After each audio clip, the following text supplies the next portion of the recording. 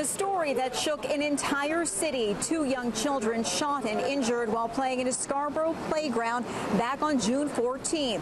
One suspect has been arrested. Canada-wide warrants are still out for two other men. They are moms united after having to go through something no parent ever should, their children having been shot.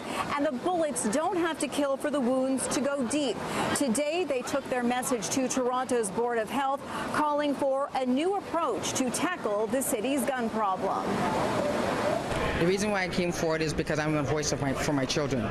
So me being behind the scene is not a proper voice for my children. I need everybody to see my face, let them know what I'm going through, and be the voice for my children, basically. Stacey King is the mom of those two young girls who were shot and injured while they were doing what every kid loves to do, play in their local playground. King was among several speakers at a Toronto Board of Health meeting today as the city looks at tackling violence as a public health issue. King says adding more police officers doesn't solve the problem. They need to look into the resources of why gun violence is getting so high now. They need to decrease the poverty rate.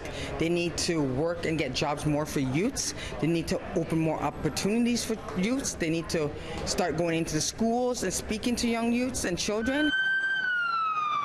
Community activists say the recent rash of shootings in Toronto is a result in part of the growing gap between the rich and poor, and the Board of Health is listening. Already, the city has taken several steps, including expanding recreational and job programs for young people across the city. Kelly Wetter lost her 18-year-old son Gabriel to gun violence 2 years ago. She says more has to be done as too many parents have had to bury their children. The bullet doesn't discriminate, and it really injures an entire community. It kills a lot of... These young people shouldn't have to bury their friends or their brothers.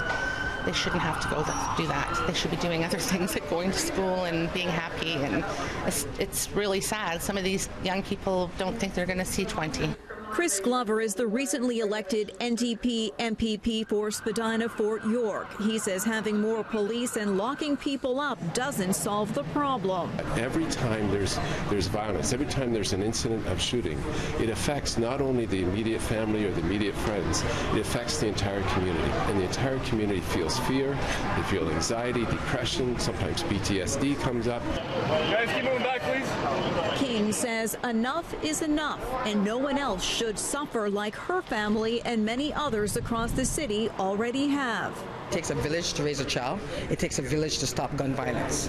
And we all need to come together and stop talking and take action.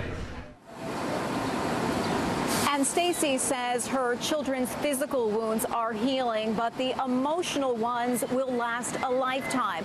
She says what is so difficult is that she has to drive by, walk by the exact same spot where her children were shot every day. She is considering moving.